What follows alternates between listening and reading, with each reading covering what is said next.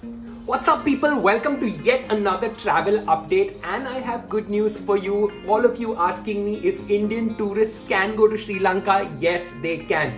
The India-Sri Lanka air bubble has finally reopened.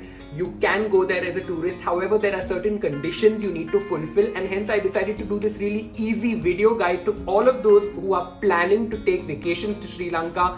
This is what you need to keep in mind, and here are the little rules and regulations. They're pretty easy, especially if you're twice vaccinated, if you're double vaccinated. This is going to be really an easy guide for you to follow. So pay attention. I'm going to tell you everything that you need to do before and after if you are visiting Sri Lanka. This is my easy guide.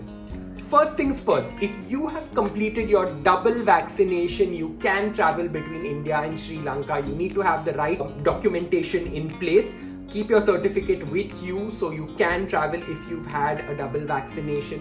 So it does not really matter which vaccine you got, whether you got the AstraZeneca or the Pfizer or the Sputnik or whatever. It doesn't really matter if it's recognized in India. You can go if you have a double dose of vaccination.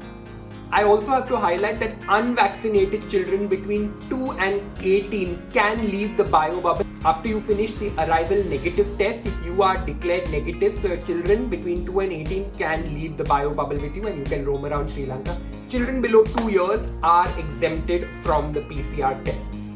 Another question that everyone's asking, is there a minimum stay or a minimum quarantine or anything? If you are double vaccine, you do not have a minimum stay. So you can go for 2 days or 3 days or 15 days or a month. I would recommend always going for a week to 10 days to get the best of the country. But yes, there is no minimum stay. You can go for as long as you like. Okay, so let me tell you what you need to do before you get to Sri Lanka. So the Sri Lankan government and the tourism board have come up with this list of approved hotels called the level 1 approved hotels. Okay, and this is available on the Sri Lankan government and tourism website.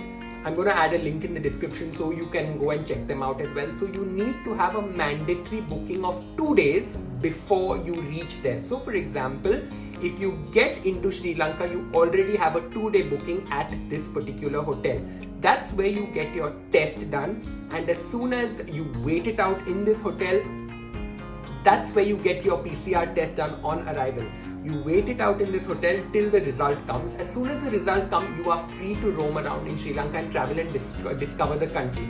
However, for those 24 to 48 hours till the result comes, you need to have that hotel pre-booked. Okay, so here's a recommendation. If you already have a hotel in mind where you would like to spend your vacation, why not just go ahead and book that hotel itself? So after your negative PCR test, you can just continue to stay on rather than shifting around. So just to sum it up, you need to have a 2-day mandatory booking at any level 1 hotel while you do the test.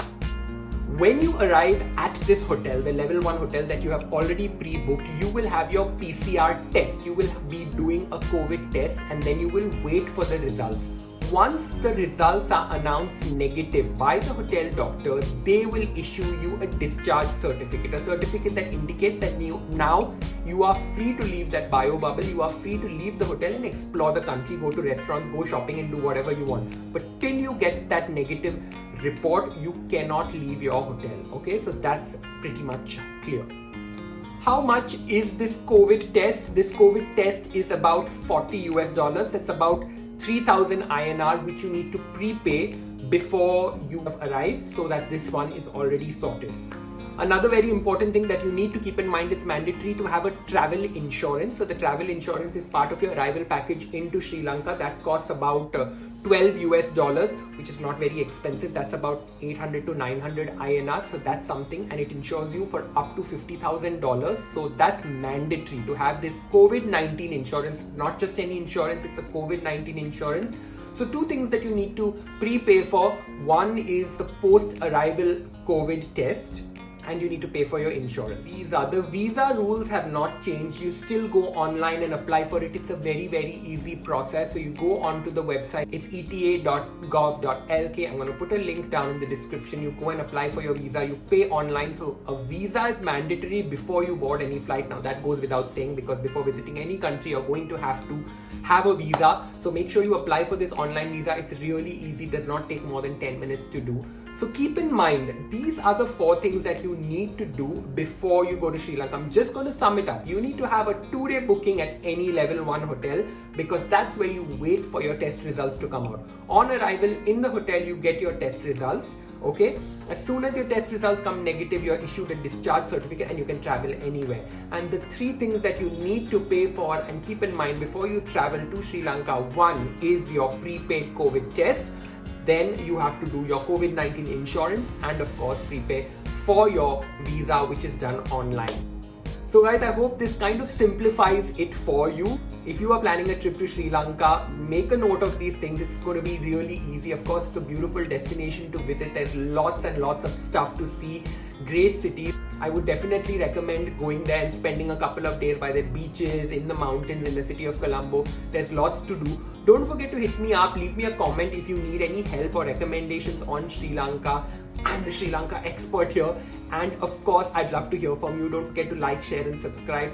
If you need any help on Sri Lanka, recommendations, anything, leave me a comment. I'm going to try and respond to each of you personally. If you need any help or recommendations with your Sri Lanka trip, please leave me a comment. I'm here to help you. I'm happy to kind of respond to each of you personally to see how I can make your trip better. In the meanwhile, happy planning. Don't forget to like, share and subscribe. And hopefully I'm going to see all of you in Sri Lanka soon. Of course, I'm doing a lot of content on YouTube and Instagram on the destination, so you're going to get a whole lot of recommendations. If you go to my Instagram highlights, you'll see stuff.